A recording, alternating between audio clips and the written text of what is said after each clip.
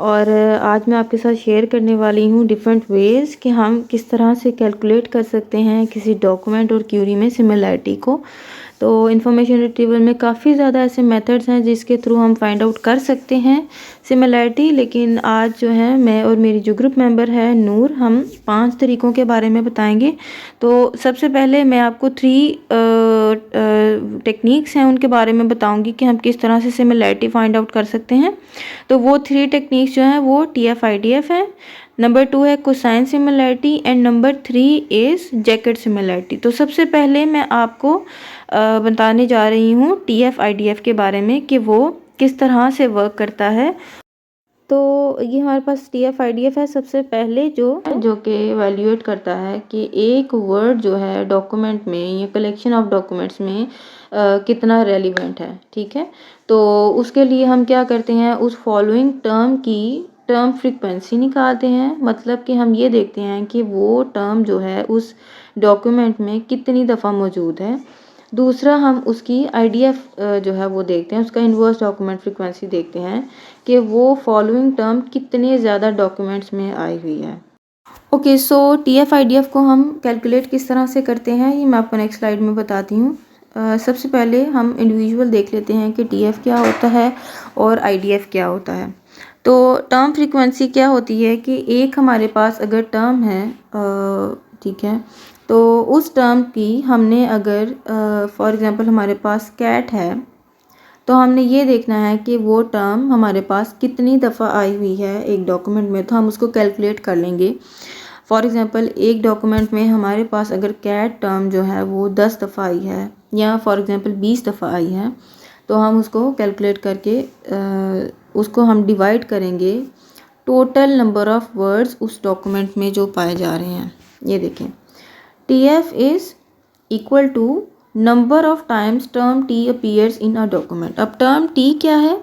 Term T हमारे पास वो following term है जिसका हम TF-IDF निकालना चाह रहे हैं। ठीक है, जिसकी हम टर्म फ्रीक्वेंसी निकालना चाह रहे हैं। तो उसके लिए हम क्या करेंगे कि उस टर्म को पूरे डॉक्यूमेंट में कैलकुलेट करेंगे कि वो कितनी दफ़ा अपीयर हुआ है और उसको हम डिवाइड कर देंगे टोटल नंबर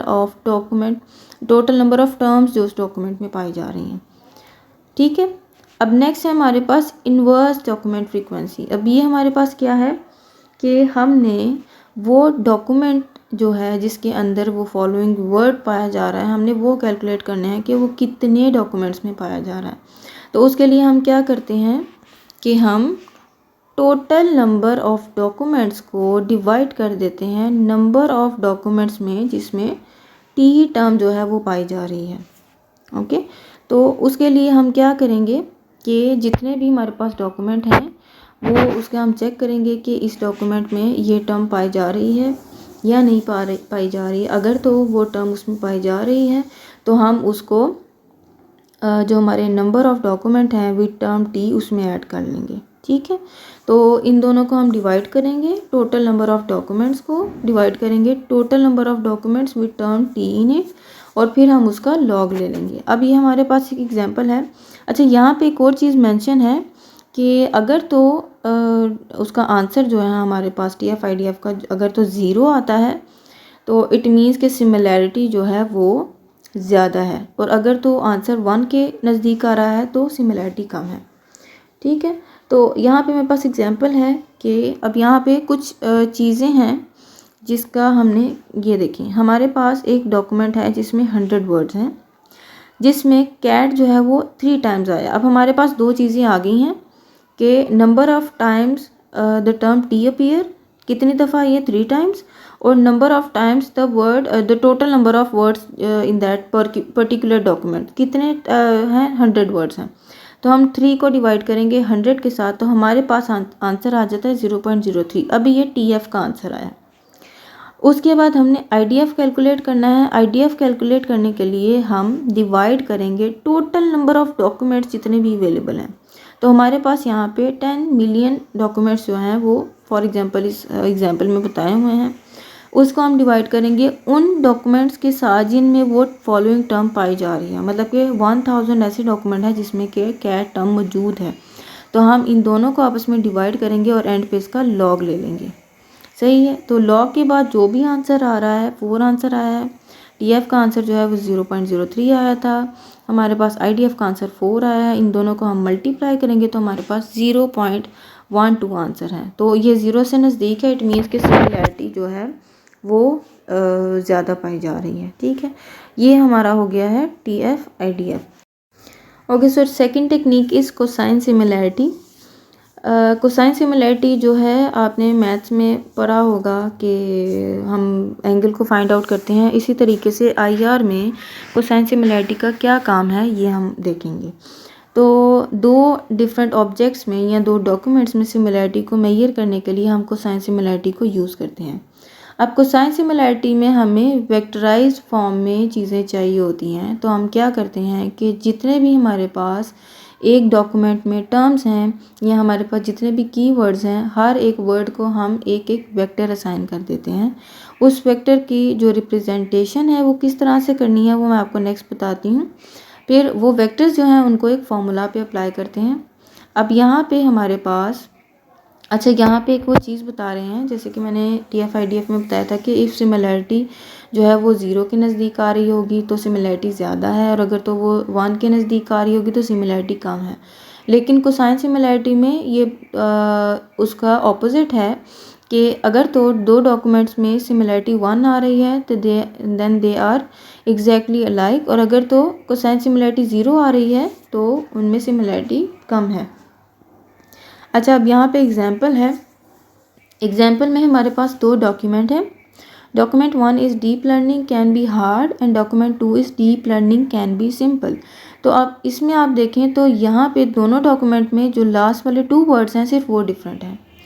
तो हम ह्यूमन हैं, हम इसका अंदाज़ा लगा सकते हैं, लेकिन मशीन को इस चीज़ का नहीं पता कि हार्ड और सिंपल में क्या डिफरेंस है, या डीप लर्निंग कैन बी इसमें और जो दूसरे डॉक्यूमेंट में डीप लर्निंग कैन बी कितनी को सिमिलैरिटी है, ये चेक करने के लिए हमें मशीन को बताना पड़ता है कि वो किस तरह से कैलकुलेशन करें। तो सबसे पहले हम इसको वेक्टराइज फॉर्म में करेंगे। तो वेक्टराइज फॉर्म किस तरह से करते हैं कि अगर तो वो टर्म किसी डॉक्यूमेंट में मौजूद है तो हम उसको 1 असाइन करते हैं, अगर तो वो टर्म नहीं मौजूद तो हम उसको 0 असाइन करते हैं। अब deep learning can be hard जो है वो डॉक्यूमेंट 1 में मौजूद था, सिंपल जो है वो डॉक्यूमेंट 1 में मौजूद नहीं था तो इसको हमने 0 असाइन कर दिया है। अब deep learning can be hard document 2 में हार्ड नहीं था तो हमने डॉक्यूमेंट 2 में उसको 0 असाइन कर दिया। ठीक है, तो इस तरह जितने भी डॉक्यूमेंट्स होंगे अगर तो वो टर्म फॉलोइंग डॉक्यूमेंट में मौजूद है तो हम उसको 1 असाइन करेंगे, अगर तो वो नहीं है तो हम उसको 0 असाइन कर देंगे। तो ये इसकी वेक्टराइज्ड फॉर्म बन गई है। नेक्स्ट हमने उसका सेट बना लिया है। अब यहाँ पे ये देखें कि हमारे पास, ये मैं आपको बैक पे दिखाती हूँ। ये देखें 1 1 1 1 1 0, तो ये एक सेट बन गया, ये डॉक्यूमेंट 2 का ये सेट बन गया। ठीक है, तो यहाँ पे हमारे पास जो आता है जैसे कि ये एक सेट आ गया हमारे पास डॉक्यूमेंट 1 का, और डॉक्यूमेंट 2 का ये सेट आ गया। ठीक है, तो इसको ए और बी नाम जो है वो हमने असाइन कर दिया है। अब हमारे पास वेक्टर्स आ गए और इसकी कितनी डायमेंशंस है वो बता रहे हैं। कैलकुलेट करें 1 2 3 4 5 एंड 6। ठीक है, तो ये हमारे पास डायमेंशंस आ गई। अब हमने कोसाइन सिमिलैरिटी को फाइंड आउट करना है, तो उसके लिए कोसाइन सिमिलैरिटी का फॉर्मूला है ए डॉट बी। तो ये जो है ये हमारे पास डॉट प्रोडक्ट होगा दो डॉक्यूमेंट्स का। यहाँ पे हम उनका मैग्नीट्यूड कैलकुलेट करेंगे, मैग्नीट्यूड को डॉट प्रोडक्ट को हम डिवाइड कर देंगे। सही है, तो हमारे पास कोसाइन सिमिलैरिटी आ जाएगी। तो अब हमने क्या करना है कि सबसे पहले जो हमारी एग्जांपल है उसमें देखते हैं ये डॉट प्रोडक्ट किस तरह से आया है। जो हमारे पास दोनों सेट्स थे, सेट नंबर 1 में फॉर एग्जांपल 1 था, सेट नंबर 2 में भी 1 था, दोनों को मल्टीप्लाई करके तो प्लस करते जाएंगे, ऐडअप करते जाएंगे। ठीक है, तो हमारे पास 4 आंसर आ गया। नेक्स्ट हमारे पास क्या था, हमने मैग्नीट्यूड कैलकुलेट करना है। मैग्नीट्यूड कैलकुलेट करने के लिए हम क्या करते हैं कि जितने भी हमारे पास सेट्स हैं, सेट को उसमें जितनी डायमेंशंस हैं, डायमेंशंस को इंडिविजुअल हम उसका स्क्वायर लेते हैं, स्क्वायर लेने के बाद उसका स्क्वायर रूट ले लेंगे। अब ये मैग्नीट्यूड आया है वेक्टर ए का, ये वाला, और जो नेक्स्ट है ये वाला मैग्नीट्यूड है वेक्टर बी का। सही है, तो हमारे पास आंसर आया था ए डॉट बी, मतलब डॉट प्रोडक्ट जो था दोनों डॉक्यूमेंट का हमारे पास 4 आ गया था, और हमारे पास जो मैग्नीट्यूड था वो एक डॉक्यूमेंट का ये आया है, ए डॉक्यूमेंट का, और बी डॉक्यूमेंट का ये आया है। ठीक है, इन दोनों को मल्टीप्लाई किया और इसको डिवाइड किया डॉट प्रोडक्ट के साथ, तो हमारे पास जो सिमिलैरिटी आ रही है वो आ रही है 0.08, यानी कि 80% सिमिलैरिटी हमारे पास आ रही है। तो ये हमारे लिए ज़्यादा इजी है पता करना, मतलब एक तो आंसर का आसानी से पता चल रहा है कि 80% सिमिलैरिटी दोनों डॉक्यूमेंट में है। बीइंग अ ह्यूमन अगर आप दोनों डॉक्यूमेंट को देखें तो आप तो आसानी से बता सकते हैं कि दो डॉक्यूमेंट में सिमिलैरिटी इतनी आ रही है, लेकिन कोसाइन सिमिलैरिटी को यूज़ करते हुए उसने आसानी से बता दिया है कि दोनों डॉक्यूमेंट में 80% सिमिलैरिटी है। नेक्स्ट टेक्निक है हमारे पास जैकेट सिमिलैरिटी। जैकेट सिमिलैरिटी में सिंपली हमने यूनियन एंड इंटरसेक्शन करना होता है टर्म्स के दरमियान। यूनियन का आपको पता है कि यूनियन में हम दोनों डॉक्यूमेंट में जो सेम जितनी भी टर्म्स होती हैं उनको एक सेट में लिख लेते हैं, और इंटरसेक्शन में जो दोनों डॉक्यूमेंट में सिमिलर टर्म्स होती हैं हम उनको एक सेट में लिखते हैं। तो जैकेट सिमिलैरिटी में भी इसी तरह से हम लोग सिमिलैरिटी चेक करेंगे दो डॉक्यूमेंट्स के दरमियान। अब इसका यहाँ पे मैथमेटिकल फॉर्मूला है कि जैकेट किस तरह से निकालते हैं डॉक्यूमेंट 1 डॉक्यूमेंट 2 का। सबसे पहले डॉक्यूमेंट 1 और डॉक्यूमेंट 2 का हम इंटरसेक्शन लेंगे और उसको हम डिवाइड करेंगे डॉक्यूमेंट 1 डॉक्यूमेंट 2 के यूनियन के साथ। तो जैकेट में भी अगर तो रेंज जो है वो 0 के नज़दीक है तो सिमिलैरिटी जो है वो कम है, और अगर तो सिमिलैरिटी 1 के नज़दीक है तो डॉक्यूमेंट्स हैं वो आइडेंटिकल होंगे। मतलब कोसाइन में और जैकेट में 1 हो अगर सिमिलैरिटी तो इट मीन्स के रेलिवेंसी ज़्यादा है, और अगर 0 हो तो रेलिवेंसी कम है। लेकिन TF-IDF में हमने पढ़ा था कि ये दोनों चीज़ें ऑपोजिट थी। ठीक है, अब ये हमारे पास एग्जांपल है डॉक्यूमेंट 1 और डॉक्यूमेंट 2। डॉक्यूमेंट 1 में लिखा हुआ data is the new oil of the digital economy, and document 2 is data is a new oil. So next में हमने क्या किया है, उनके सेट्स बना लिए हैं, टोकनाइज कर लिया है, यानी कि हर एक वर्ड को एक टोकन कह दिया गया है। ठीक है, यानी कि उसके कीवर्ड्स बना लिए हैं। तो हम क्या करेंगे, अब फॉर्मूला में अप्लाई करेंगे। अब यहाँ पे आप देखें कि हमारे पास ये डॉक्यूमेंट 1 है और ये डॉक्यूमेंट 2 है, इन दोनों का इंटरसेक्शन अब हम देखते हैं। ये देखें डाटा इस डॉक्यूमेंट में मौजूद है, इस डॉक्यूमेंट में भी मौजूद है, तो हमने आंसर में डाटा लिख दिया है।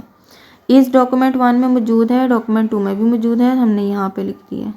द डॉक्यूमेंट 1 में है, डॉक्यूमेंट 2 में नहीं है।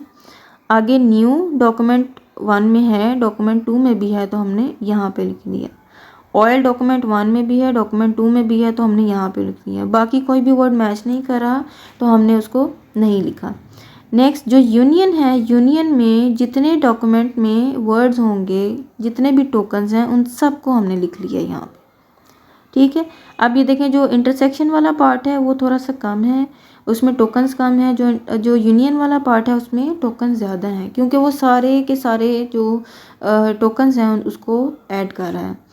तो हमने इसको काउंट कर लेना है। ये आया है 4, और नीचे जितने भी वर्ड्स हैं 9 है, इसको हमने डिवाइड करना है। 4 out of 9 is equal to 0.444। ठीक है, तो ये हमारे पास जैकेट सिमिलैरिटी का आंसर आ गया, यानी कि 0 के नज़दीक है सिमिलैरिटी, इसका मतलब है कि सिमिलैरिटी कम है। तो ये एक बना हुआ है चार्ट टाइप जिसमें कि बताया गया है कि जो चीज़ें सिमिलर हैं उसको कॉमन बॉक्स में रखा है, और बाकी जो सिमिलर नहीं है किसी डॉक्यूमेंट में उसको सेपरेट रखा है। तो अब मैं आपको बताती हूँ कि इन सब मेथड में से सबसे बेहतर मेथड कौन सा था।